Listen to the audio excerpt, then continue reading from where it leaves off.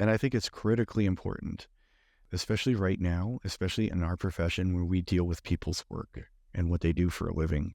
It is absolutely critical that we're at the front of this and we're advocating in our communities and with our governments, wherever we are, for transparency when AI is used to create content. For context, we're talking about how much content AI is actually producing. If you started in December 31st, 2022, and go all the way back in human history to the very first thing we ever wrote, in 2023, not only was more written in a single year than was written in all of human history before it, nearly 20 times the volume was written in 2023 than in all of human history prior. The content tsunami is upon us. And if you think you can sort out what the AI wrote and what the AI is doing versus what a human's doing, you're kind of deceiving yourself. Because candidly, almost everything that's ever been written has now been written by AI. It's outwritten humanity already. To think that we're going to be able to keep track of content and what's real and true and reliable, who's a real human and who's not, is not reasonable.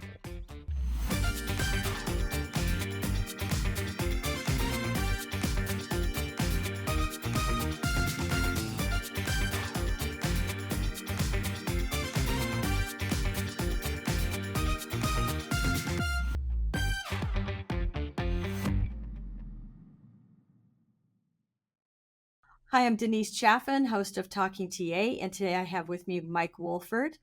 And I am so excited to have Mike on to have a conversation with me today. He is the author of the AI Recruiter and the creator of AI Recruiter GPT. You got that right? And so I have his book, and we'll be discussing it in some detail.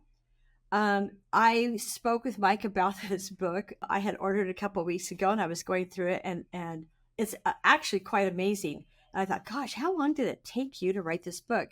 And so go ahead, introduce yourself, Mike, and tell us how long it took you to write this book and how this came about first. Hi, I'm Mike. I'm the AI Recruiter. Yeah, so the book took less than 3 weeks to write with AI.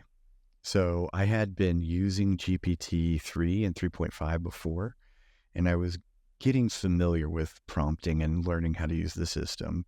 But when GPT-4 came out last year, it was much, much better product. And so I thought, well, now's the time to write my next book. And I started writing in just over 2 weeks from blank page to finished copy. And that is incredibly fast, 74,000 words, 9 chapters. My editor was not happy. There were no typos, no grammar mistakes, like only in my prompting. So inside of the book, it also has all of the prompts that I used to create the book itself. So everything there is copy paste, and it's designed to teach recruiters and sourcers how to use AI in their day-to-day work. That's amazing. Seriously. And it really is. I think it sheds a really positive light on the utilization of AI.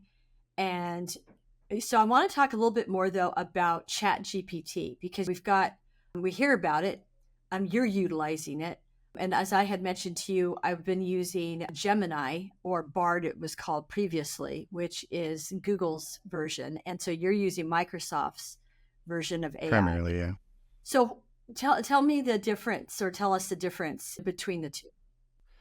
Candidly, there's not going to be tons of difference in the training sets.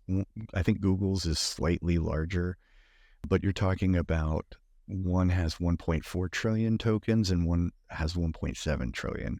So in English, that means tokens is a way to kind of figure out how much information is in something regardless of language. So in English, about 4 letters is a token.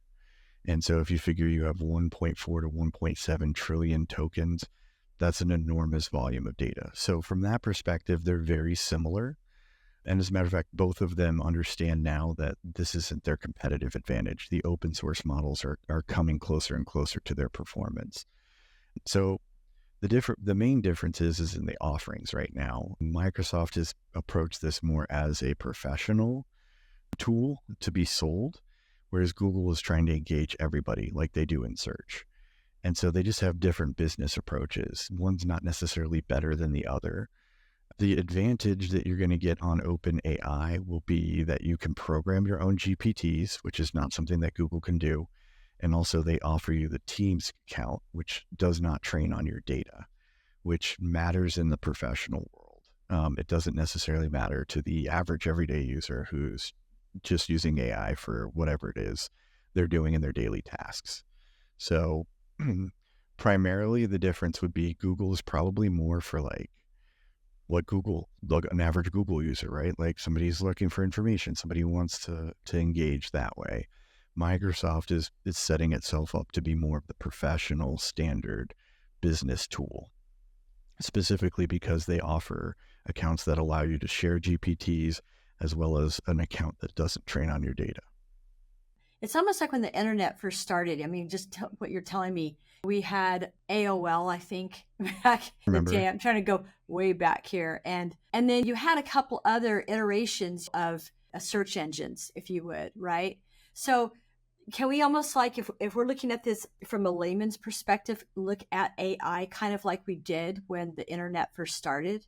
Yeah. Or I like cell phones too. Right now we have the brick phone, cell phone version of AI.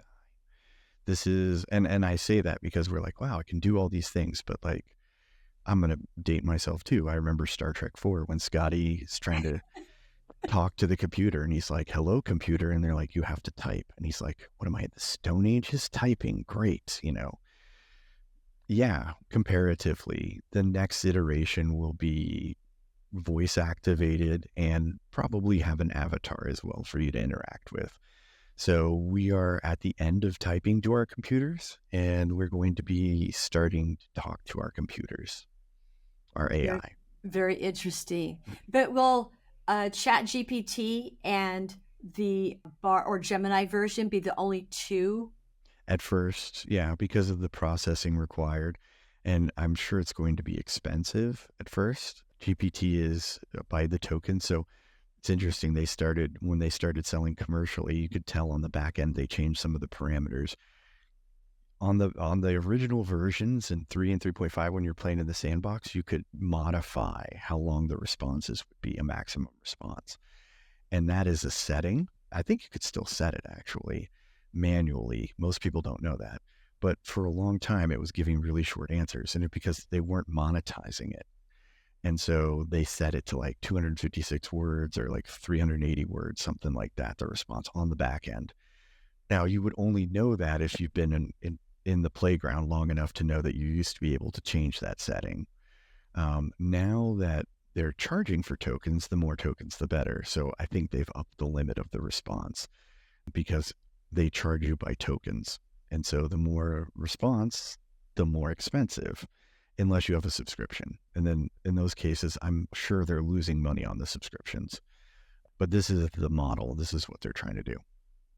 And you can actually modify the length manually if you go in and say, okay, reset the settings and I want a maximum response of, I don't even know what it is, 5,000 words, I think is the maximum. You can set the temperature. That was something else that was in the playground. That's still something you can do, which means it's between 0 and 1 basically. And the higher that temperature, the more creative, the more associative it becomes, but also the greater potential for a bad answer, right? You're letting it. So these are settings that exist that OpenAI has modified on the back end that are changeable. But to me, the real value is going to be in all of the things that we're able to get this thing to do for us. Okay, so let's talk about that. So in your book too, it talks about, and what you're describing right now, do you also give all of the, again, layman's terms about what you're talking about so that people who are like me, so new to this whole idea of using AI in our current roles as recruiters, how is it going to help us? I mean, just kind of give us overall how, so that we're not afraid of it. Right.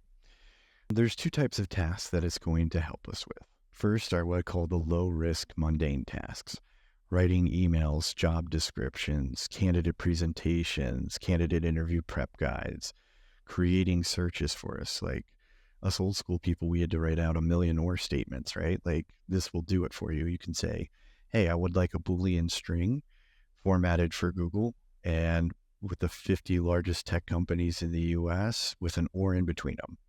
There you go. It just writes it for you. So these type of tasks, scheduling is going to be taken over by AI in the very near future. And so the administrative things that we do, a lot of that is going to come off our plate. You're going to have an AI note-taking assistant during the phone interview. So you'll have a transcript. And what will happen is you're going to copy the transcript, or you're going to drop the transcript into the AI along with the resume and your notes and say, okay, AI, I need you to write the candidate summary for me. So level one is it's going to take over a lot of administrative tasks. Level two is the more complicated stuff that makes people nervous. Level two is where it starts to take over on phone screening. You have systems like Qualify and a couple others out there that already exist. And then a lot of companies have moved basically into the CRM space, an AI CRM. And that is more about matching than about anything else. And so you're going to have this ability now to automate the entire recruiting process without a human. The technology exists today to be able to do that end to end. Now, I'm not saying that's wise or good or preferable. I'm just saying that it's possible. And this is what we need to look for. This is the stuff that I think worries people. Like nobody is going to miss writing an email. Like I don't love sitting there trying to write creative emails to 20 different people. Like my brain can't handle that. But what will happen from a recruiter perspective before you panic is it actually helps both parties. We talk about candidate experience ad nauseum in this profession. And candidly, a phone screener, an AI phone screener is the best possible thing for a candidate experience. And let me explain why. Right now, we have this thing called the candidate black hole. Everybody knows about it. Candidates apply. You never hear, I'm applying right now. I'm in this. I'm living this today. I apply for a job, you get the thank you note, and that's it. You never hear anything. And a lot of times you're thinking like, hey, I'm really well qualified for this job. I didn't even get a phone call. And it's because you were applicant number 147 out of 380 and nobody ever actually got to see your resume. And so there is all of this talent that's applying to our jobs right now that we're just missing because we're human and we can't possibly look at enough resumes in a day. And what the AI will do and enable it to do is to let everybody have a chance who wants a chance to interview.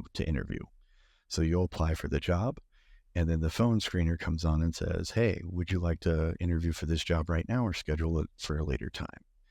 Either way, they do the interview with the AI phone screener.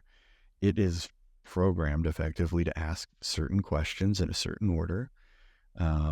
And then designed to be able to respond to and answer basic questions. All of those capabilities exist in the market today. Now, the advantage to the candidate is they get a chance to interview for any job that they want. They get a shot. Whereas right now you apply, you take the 15 minutes it takes to apply, and then maybe 1 in 20 you hear back from, if you're lucky, 1 in 50. So this is a bad experience, but now everybody has a chance to interview. What will happen is, let's just say you're applicant number 147 out of 380. The computer is going to ask you these questions. The AI is going to ask you these questions. It's going to have a transcript of your answers. It's going to take your transcript. It's going to take your resume. It's going to take the job description, and it's going to say what percentage match you are on the surface to that job. Now, if 380 people apply and only 5 of those candidates are above an 80% match, guess who's going to get talked to?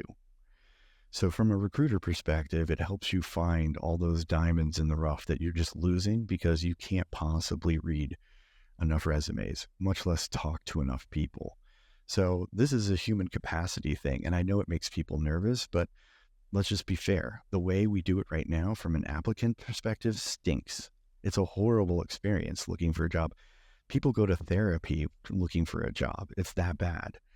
And we can make it better with technology, and we can make it fairer with technology. The other thing about the AI, even though there have been reports about it having bias and things like that, when it's given certain information, it will make conclusions. It's not actually having a bias, it's revealing our bias more accurately. But if you take that information, like the name and all of that kind of information, out of the system and just don't give it to it, there's nothing for it to be biased with. So it won't be biased if you remove like the contact information and stuff like that out of it, which is something that the AI will be trained to do. The AI will always be in a good mood. It will ask the same questions in the same order. It's always available. And it can talk to, actually, OpenAI is talking to about 200 million people right now. No human being has that capacity. And so for me, I think this is the stuff that makes people nervous, but honestly, this is the stuff that also makes it better. Getting rid of the paperwork would be super nice, but being able to actually find the people in your applicant pool who are a good match and not get buried, that is much, much more valuable to us as a profession, because we are exclusively almost rated in performance on how many hires we have. Regardless of our control, we are salespeople who don't get commissions. So when you're under that kind of pressure, anything you can do to give yourself more candidates who are a possible good fit in less time is going to be a benefit to you. The other stuff that it does, the matching and the CRM, to me, that's ranking is risky. Matching isn't so risky because you can justify how you matched something. If it says 5 years of experience and you had 4, that's an 80% match, right? Like, this is easier to do. So I wouldn't be too worried about those type of tools. They're going to help manage our candidate pipelines much more effectively. Ultimately, I think the goal of the technology when you're using it and you're implementing it wherever you are, and I'm happy to help you if you'd like that, but the goal is to get the job to be the one I think we all want, which is we're an advocate for our candidates and an advisor to our clients. That's the job I think we all signed up for. I think that's the job we all want. And using AI, I think we can get ourselves there because we can use the AI to take all the things off of our plate that have to get done, that prevent us from having time to really focus on those two missions. And so if we could take away scheduling interviews and we can minimize outbound outreach and we can really be targeted and get AI. I was reading Recruiting Brain Food with Hung Lee, and his response said something like 31 to 37% response rates from the AI versus about 23% from a person. So it's better at writing outreach. And as a writer, as somebody who's been writing for a number of years professionally, it is a little humbling to say it's a better writer than I am, but it is. First of all, punctuation and grammar and typos right out of the gate doesn't do that at all. And then beyond that, I know people think, oh, creativity is a human thing, and creativity is an aspect of intelligence, and this is an intelligence, and it can be creative. Two things, going back to the AI that does the phone interviews, right? And how many, of course, like you said, it's going to increase the number of candidates that you present because you've got now this AI doing all these phone screens, right? And that can do massive amounts of phone screens that you just don't have time to do. So it's going to raise your numbers. But, going back, taking a step back though, when we're using AI though to source candidates, if you would, how are we doing that? Because like you and I spoke about previously, it's not connected to LinkedIn or some of our other sourcing tools. So where's that connection take place? So what I'm seeing happen is that companies are embedding OpenAI in their platforms. So they're building their own toolkits proprietary inside. For example, when I was at Claro, we built an AI analyst using GPT-4. And so right now we're in this stage where we're between software engineering and prompt engineering kind of. And so what companies are doing is they're having their software engineers do some classical software engineering in that they chain the responses from the AI. So first do this, then do that, then do this, right? Because as an individual user, you can really only program one thing at a time. Whereas if you want to do something sophisticated like labor market analytics, you don't want to sit there and do that one prompt at a time. And so there's this meeting between prompt engineering where you're getting the AI in English or whatever language you speak, the instructions on what you want it to do and where the data is. And then the software engineers tell it, okay, and code it. Okay, after you've done that, then skip to the next prompt, then do the next prompt and put it here. Do the next prompt, put the output here. So we're in this position where we're starting to transfer. And one of the things that is going to get easier is that process, because every time we do it, the AI is learning how to do it better. This is what training on your data means. And so it's learning how to do all of these highly specialized tasks. Right now, we still need a software engineer to do prompt chains, but 6 months, 12 months, 18 months from now, that's not entirely clear that we will. So to answer your question, the tools we're seeing right now, they're embedded in the company's website or wherever, and they're pulling from whatever data source. With Claro, we were pulling from our own index data. If you're a Randstad or somebody like that, you're pulling from your own ATS, which is going to give them a huge advantage because they're finally going to be able to use the thing. Because even if you had an ATS, you can only usually get the top 100, 150 results out. But if you have your AI Recruiter API'd into your ATS or your CRM, that's a very different scenario, because the AI is going to be able to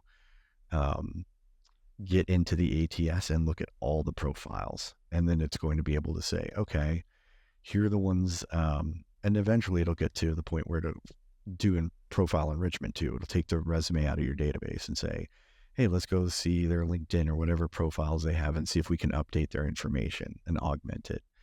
So as a recruiter, you're going to start to be having access to more information about candidates, and you're actually going to be able to fully utilize your ATS, because you're right, there are some out there that do indexing. Seek Out is still a sourcing tool and a really good one for that, for the record. But everybody else has moved away from indexing, and it's because Google changed the rules about indexing, or Microsoft, sorry.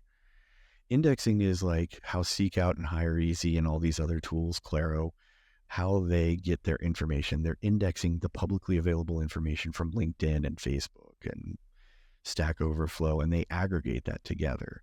And LinkedIn had an agreement with Google to index their data, and it's a long story, but right now Google and Microsoft are at war. And so Microsoft changed the rules about what you can index from LinkedIn, what type of information you can get, and it's substantially less than you used to be able to get. And that's created a problem for all of these indexers. So indexing is going to be actually a greater challenge in the future. I'm not saying it can't be done, and I'm not saying it won't be done in specific areas. What I'm already seeing is the fractionalization of indexing. So companies are like, you know what, we're not going to try and index all of LinkedIn. We're just going to focus on tech or pharma or a space, so that they can stay under the radar and hopefully still get enough information from other sources. But indexing isn't going to be a strength of an AI right now. Well, let me interrupt you for a second, because we were talking yesterday about LinkedIn. So now if you have these tools, though, that you can still index and still be able to, would you say, add an API to them, right? So you can't API to LinkedIn. You can Right. to your CRM or to your ATS. Right. And that'll be extremely powerful. So what's going to happen to LinkedIn? Well, LinkedIn is really moving nothing. I mean, honestly, if they're part of Microsoft, Microsoft is worth about $3 trillion. They're the most valuable company on the planet.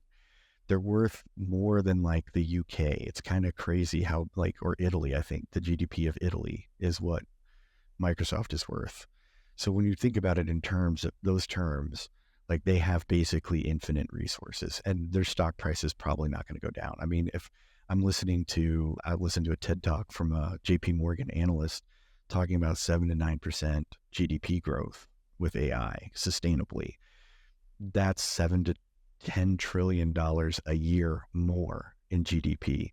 She started talking about 40 to 50 trillion dollar companies that will be created. And we can have a whole other conversation about how that actually happens, because she explained a couple of ways that could happen. But Microsoft, though, won't allow. They're never going to allow us. No. And they don't have to. They don't have to change anything. They're in a position now where if we sue them in 10 years, we'll maybe win. Who cares? You know what I mean? Like, Yeah, but what's going to happen though? Because all of us as recruiters and sourcers, I mean, LinkedIn is probably still our number one, and I hate to admit this, right? It's still our number one tool. So, like, how are we going to use AI and LinkedIn together then? well, this is I guess a little friendly warning to the good people of LinkedIn. There's this place called Kmart, right? Anytime, so AI disrupts things and is a disruptor. And here, any industry, if you want to know how the AI is going to go in your industry or in your company, I will tell you as an analyst what to look for. First thing is relative cost. Second thing is relative satisfaction. So when the relative cost is high and relative satisfaction is low, that's a company in an industry that's ready for disruption. AI is a great disruptor. If I was LinkedIn and I felt like I had the highest cost per seat for any other tool, and I had a relatively low satisfaction rate, I would be worried. I don't have a crystal ball. I don't know the name of the company, but somebody's coming for them in the AI world because AI is going to make operating costs quite a bit less and functionality much, much better. So right now you have LinkedIn, which is this legacy system that has been improved and changed and built and modified for 20 years now. It's just not going to be as flexible as something new. But I would look for the next 12 to 18 months for an AI competitor or AI-based company to be a competitor to LinkedIn. It's only a matter of time. So what will happen to LinkedIn is, this is beyond probably the scope of our conversation, but my 2 cents is Microsoft was never interested in LinkedIn except for to keep it out of the hands of Google. Right. Because Google Office and Microsoft Office were competing, and LinkedIn is the big professional network. And Microsoft didn't want Google to get their hands on it because that would allow them to compete. Like, it's a strategy decision. It's more than, and you look at it because from a financial perspective, LinkedIn makes about $2 billion a year. And we're like, they paid like $27 billion for it. So was they going to wait 14, 15 years to recoup their investment? This wasn't about money. Like, that's not a good investment. Microsoft has hundreds of billions in revenue. They don't need LinkedIn. It Yeah. was a strategic play. Yeah. A competitive advantage type of thing. So, okay, a couple of questions though. I mean, going back to as a recruiter, okay, because I want to ease the fears of some of the recruiters that are out there that are worried about losing their jobs. I mean, because that's a conversation that keeps coming up over and over and over again. So for sourcers and recruiters, let's talk about what you envision the future of talent acquisition with respect to both sourcing and recruiting. Awesome question. I think we need to get comfortable with the fact that AI will not be allowed to reject candidates. It will not be the final decision maker, at least not for a long time, not in the near term. Those things are going to require a human. So I don't know if you want this part of the job, but telling people no and coaching people is going to be a big part of the job because the AI can't tell people no. Only a human can. The AI can say yes. There's no law anywhere. I've read GDPR. I've read all the privacy laws I can get my hands on. There's no law anywhere that says you can't automate yes. And that's the most efficient thing to do, honestly, is if somebody's just a really good fit and the AI can handle every step of the process and do the basic phone screen and conduct a video interview at some point and make it to the hiring manager and say, okay, here are my phone screen notes. Here's the resume, which is what we do, right? We have phone screen notes and a resume. I think you should interview this candidate, and here's the pitch. AI can handle all that now. If it's a no, or if it's a maybe, then you're going to need a human. You need a human to go into the maybes and say, okay, let's follow up and do some more digging. And to the no's, we're going to be the bearers of bad news. We'll be, I'm sorry you didn't make it. I thought you had it in the bag. Yeah, I was rooting for you. I was pushing for you, but just didn't happen, right? So those conversations are going to become a lot more common. We're going to have to become a lot more data driven. We're going to have like more of a dashboard. Right now, we think of that as for managers and for people in leadership to watch a dashboard, but really, in order to manage the volume of recs we're going to have in the future, you're going to have your own dashboard, and you're going to say, it's going to say you have this many candidates in each one of these jobs, and here's where they are in the different stages, and here's where your attention is needed most critically. And that will be the recruiting job in the future. The other half of that will be working with our hiring managers. There is something I think I used to do that I've gotten away from, and I think we've gotten away from as a profession too, is we don't teach our hiring managers how to interview. And so we will be able to do more of that consulting role. We're going to say, okay, here are the 3 candidates that you have to interview.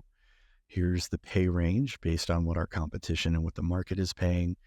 And here's my notes and my expectations.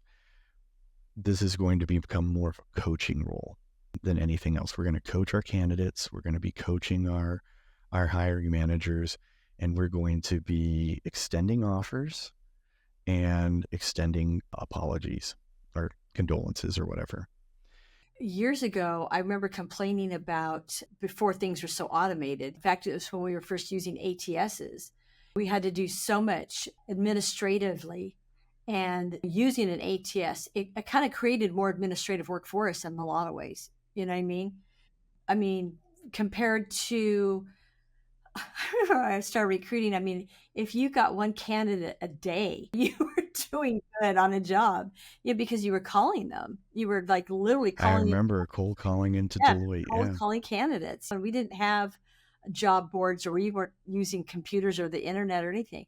So now all of a sudden you have an ATS, and it's like you said, providing you resumes of people who are applying to positions. And this is even before we had job boards, right? When the ATS was like the first hot thing really to come up. I mean, I can remember that from the 90s.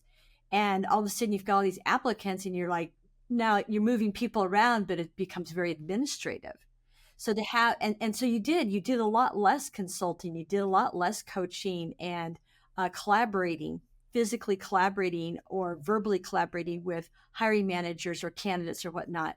So now that it's almost kind of like going back in a way to what we used to do a long time ago, where we did have more of that one-on-one kind of relationship and relationship building that we talk about all the time. But people say, well, I don't have time to build relationships because I've got all this work in front of me, right? Another question that comes up though, what about the number of requisitions that a recruiter will have now? Quite a bit more. I would expect 60 to 100 recs probably per recruiter with automation, with full automation in place, because you're going to be managing the exceptions, right? And you're going to be managing, like, the alerts will be where in the pipeline something's stuck. And I'm sure at some point it'll be red, yellow, green, whatever. And you'll be able to quickly look at your own pipeline. Like, I had Excel spreadsheets, right, forever. And I would keep track of my own, like, I need to do this with this person, that, right, keep track of all of it. But when you're moving 1,500, 2,000 candidates through process, an Excel spreadsheet's not going to cut it. So what that will be more, it'll be like an Excel spreadsheet kind of on steroids, and it'll show you your pipeline and say, okay, here's where your pipeline issues are. Here's where you think we probably need to focus your attention. And I would expect that recruiters become much, much more efficient, because when eventually what we're going to do is we're going to have style guides from our companies about writing, and we're going to be given or create the job descriptions ourselves. And that's all the computer really needs, is going to say, here's the job description, and here's the information about the potential candidate pool. Go find me some candidates. So sourcing is going to be, I think, unfortunately, mostly automated, just out of cost. Now, I'm not saying executive search and staffing agencies will go out of business, because there's still going to be blind spots, and there's still limitations to the way that the process works that technology won't get around. But for the most part, most companies are going to automate their sourcing. They're going to say, here's the job description, here's the tools that we have access to. The AI is going to go create the search. The AI is going to look for candidates. It's going to write the outreach, and then it's going to bring you back the positive interested ones. And that's where you'll pick up as the recruiter.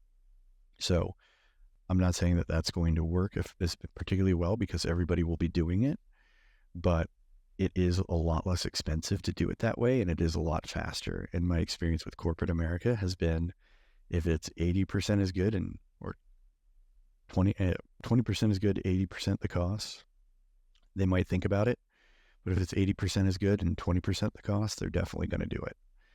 And this is probably 50 to 70% right now as good as a person, but it's probably 10% the cost. So I would look for this to be implemented. Now, the positive upside, I guess, if you want to think of it that way, is not a lot of people know how to do that yet. And not a lot of people are thinking that way. So for the next year or two, they're probably still trying to see everything's a nail, right? And so they've got a hammer. But in time, this will get through the market, and this will become the standard way of doing things, which of course will make it, having a human sourcer, the benefit, right? Like, I'm an actual human being reaching out to you, and that'll make people feel special. Like, an actual human being reached out to me. Wow, that's amazing. That'll be the nice touch of sourcing in the future. For the really high-end executive roles or the really technical roles, there'll still probably be a person because of the touch aspect of it, and the fact that people are going to get used to being approached by AI systems. Being approached by a human will kind of be novel. So I think that the profession itself survives, but it's dramatically changed, and it is heavily automated.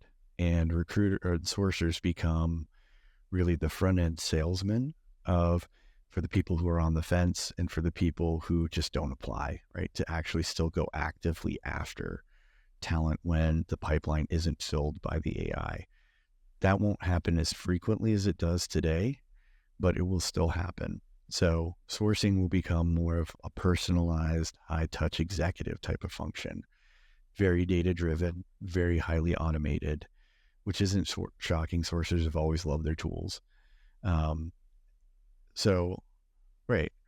So that will continue to exist. It just won't be as common as it is today. 80% of jobs can be filled with online ads. And so that's not going to change with AI. And so the sourcers will really only be employed in high-end tech searches, high-end executive searches. That's where sourcing's future lies. And also, okay, so going back though, well, of course, that's not really a sourcer role. So I'm just wondering if we'll go back to eliminating the sourcing function and going back to what we used to call the cradle to grave recruiting, remember? Yeah, full life cycle recruiter. Yeah, well, it used to be that you were either an agency recruiter or an in-house recruiter. We didn't have the distinction between sourcing and recruiting a long time ago, before the internet again. So I'm seeing these almost parallels between what we're going to look forward to and what we used to do a long time ago, right? So the sourcing title will go away, but that recruiter, as a search is needed, then will take on that search and then have the ability to utilize whatever tools he or she needs, right, to find the candidates, and again, using LinkedIn or using their ATS with the AI tool. So as a recruiter who I'm opening up this book for the very first time, and I'm like scratching my head going, okay, so where do I start? You know what I mean? Actually, I wouldn't start with recruiting.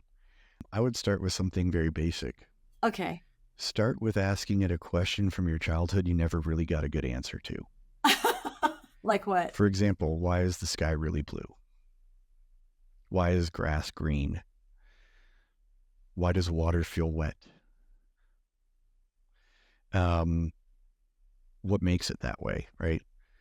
These are basic questions. The first thing to do is start to have a conversation. It's a language model. And so its specialty is language. And so if you're wondering where to start with it, I would say ask it a basic question. I have another GPT I programmed because now some of them can connect to the internet, and I call it the good news GPT. And I just like to start my day with it because I feel like all the news is bad all the time. You know, you turn on the news and it's just like the apocalypse is tomorrow and the end of the world is next week, and like it's always bad. But that's not the nature. That's not really reflective of what's true. And so I just have a little agent in the morning that goes finds me a good news story, like something like that. It doesn't have to be directly related to recruiting to get started. As a matter of fact, I recommend not starting in recruiting. But once you've had a conversation with it, the other thing you could ask if you do want to dive right in for those, front of the classroom types, A-type personalities, tell it what you are. Say, I'm a recruiter or sourcer or whatever. I work at this company and here's some of my responsibilities. What are the ways you can help me? Oh, wow. That's awesome. Just ask it. Yeah. But like questions, work related, help me write a job description. I love AI for writing job descriptions. Also with resumes, I'm telling people, use AI to write your resume because your resume sucks. Okay. I mean, and most of them do. Use AI to write your resume, but be truthful about it, because if you are not truthful and you're incorporating things into your resume, you're going to get found out and you're going to be blacklisted. Okay. So Yeah. be truthful You about want yourself. to, you want to be disclosed. And this is a good point. I'm glad you bring it up. This is one of the things I think we need to take the initiative on. There's no laws yet. We're still in the Wild West here, like the early days of the internet. It will become a law at some point. It is an existential threat to our civilization. AI is going to get so good, you're not going to be able to tell if you're talking to a person or not. We're almost there. There's still a little bit with the mouth and you can still tell if you really look most of the time. But we know how technology goes, right? Anybody still have that brick phone attached to their car, right? No. No, that doesn't exist anymore. And so this is a phase, and we need to be prepared for the fact that this is a bigger threat than just, am I going to disclose or not? If you don't, and nobody does, and people start creating AI content and AI avatars and synthetic humans that appear on Zoom calls and can text you on Facebook, you're not going to be able to tell who's a real person anymore. And that creates an enormous problem for our civilization. So please don't destroy civilization. Disclose you're using AI. Yeah, exactly. When you've got on your chapter 8, I have open here, navigating legal and ethical considerations in AI powered talent acquisition. There's a whole chapter that you have written on that conversation. And I think it's critically important, especially right now, especially in our profession where we deal with people's work and what they do for a living. It is absolutely critical that we're at the front of this, and we're advocating in our communities and with our governments, wherever we are, for transparency when AI is used to create content. And here's the kicker. Here's why you're going to need it. For those of you who think you can sort through it yourselves. For context, when we're talking about how much content AI is actually producing, if you started in December 31st, 2022, and go all the way back in human history to the very first thing we ever wrote, in 2023, not only was more written in a single year than was written in all of human history before it, nearly 20 times the volume was written in 2023 than in all of human history prior. The content tsunami is upon us. And if you think you can sort out what the AI wrote and what the AI is doing versus what a human's doing, you're kind of deceiving yourself. Because candidly, almost everything that's ever been written has now been written by AI. It's outwritten humanity already. And so to think that we're going to be able to keep track of content and what's real and true and reliable, and who's a real human and who's not, is not reasonable. Do you think that, or I shouldn't say that, I should rephrase my question. When do you think that there will be security, like reliable security, to help us to discern fact from fiction and human from AI? It's going to have to be legislated. I don't think that the technology isn't in and of itself going to step up and do this. It should be a law that says, hi, I'm Mike. I'm your AI recruiter, right? That discloses it's an AI from the very beginning. Like it should be part of the introduction when you introduce yourself to the AI. Now, ChatGPT is really easy, or Gemini is really easy to know it's an AI because you have to sit down and talk to it. But when AI is ubiquitous and it's all customer service. It's all everything. You're not going to be able to tell you're talking to a person or not unless they disclose it. And they're not going to disclose it unless they're legally required to. Interesting. And we have to do that. I mean, that has to be legislated. Yeah. Well, and it's interesting you say that because when I mentioned I had the interview with Vocidian's AI interviewer or recruiter, I was asking her questions and she was answering my questions. And she was kind of answering them maybe with some generic or some general types of responses, but she was still answering them with credible answers. So Yeah. It's already there. Like the technology's already there. It's the predictive, like, so speaking isn't that much more complicated because the LLM is already doing the text. So the only thing that we're seeing right now is basically the automation of the answer and the ability to change the input from a keyboard to a microphone. So let's talk about your training because we spoke about it yesterday and we're going to need people. And it came up in the conversation actually at another podcast last week, in fact, that we're going to need people to train all of us on AI, how to use it, when to use it, all of the things we've talked about in this podcast today. So that is your strength. That is what you offer to our community at this point in time. So talk about that a little bit. How do you train people? I mean, how do you go about setting up training programs if a company wants to contact you or even an individual recruiter? Yeah, for sure. You can reach out to me, Mike Wolford 1178 at gmail.com, or you can reach me on LinkedIn. But as far as the training goes, I can be flexible, but I have an approach I like to do. The very first thing I like to talk about is actually teach people what it is and explain, like we talked about the other day, how effectively a language model takes all the words and all the books and articles it's ever written, and it maps the connection between those words. And what it's trying to do is predict based on all the words that have ever come before, what's the most likely next word. That's where this whole process starts. That's what GPT actually is and does.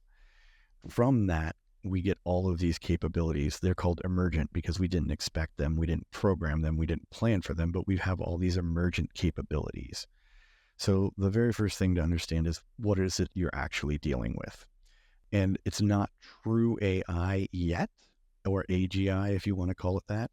But this is an aspect of artificial intelligence. Natural language processing is what we used to call it. But basically understanding language and conversation. It still doesn't understand how to read your face or your tone of your voice, right? Like we're still not there. We're going to get there, but we're not there today. So step one is what is it? What is it really? What's it capable of? What's it not capable of? Step two is actually use cases and policies. So what are the low risk ways we can use AI? And what are the more, I would call them risky ways that we can use it with proper mediation in place? It's just like climbing a mountain is dangerous, but you go with ropes and you go with an experienced climber and it's not bad. Scuba diving can be dangerous, but if you're a certified scuba diver, it's a very enjoyable experience, but it can be dangerous. The same sort of thing with AI. It will generally make our job easier and better, but it can be dangerous. And so the next thing to talk about is what are the dangers and what should you use it for and what should you not use it for? And then the final part of the training is actually how to use it. Here are the prompts. Here's the different tasks that you can get it to do. Here's the different ways. And then the final capstone would be building your own AI tools, right? I would teach you how to build your own custom source or your own recruiter. My AI recruiter writes most of my articles for me at this point, or at least 80% of the article that I write. And it's because it's programmed. But what you do is you take those manual prompts and you put them into the GPT so you don't have to do it every time. And it creates a real virtual assistant for you. And mine is trained on, given it a bunch of rules on how to write. And then I've also given it my book and all of my articles that I've written. So it has my tone, my voice, and the basis of my recruiting knowledge that I've written down. And it's a very helpful tool. It makes me much, much faster, especially when I'm writing. I mean, it writes emails for me now, it writes LinkedIn posts, it writes articles. It does a lot of the heavy lifting for me. And as somebody who has attention deficit disorder, that is a real blessing, because it used to take a week to a month to write an article because I kept having to come back to it. But now it's so fast, I can get everything I need in the attention span that I have. And so it is actually a really empowering tool. And I know a lot of us in the industry do suffer from ADHD or ADD, and it can be a real burden, especially on the paperwork side of this profession. But build yourself an AI custom assistant. You'll never write a job description again. You'll never have to write an email again, a candidate pitch, all of that. And not only that, you don't really have to worry about the tone or the voice or the professionalism. You give it enough examples of your writing, it'll write pretty close to how you would write. I'm not saying it's going to use the exact words you would, but people would think it was you. So if I want to write an AI, what'd you call it? Something assistant? An AI assistant and AI agent, yes. So you can help me with that then. You can help me. Absolutely. We could build you one in about 45 minutes. Wow. That's the other thing. Everything is fast. Everything is so much faster. And this is the thing. Neither one of us are software engineers, right? Right. But in about 45 minutes of training, I could teach you how to build your own agent to the point where you'd be able to independently create them on your own as you need them. And you don't have to be a software engineer to program them. You just have to type in English and be able to think logically. Step 1, step 2, step 3, step 4. That's incredible. Well, I will be contacting you to set up time to do my agent, my AI agent. So, yeah, because I want to do it. I mean, here's the thing. It's here. We have to learn how to use it. I mean, why fight against it? I mean, we need to lean into it, right? And just kind of like when the internet started, we were all like, wait, the internet?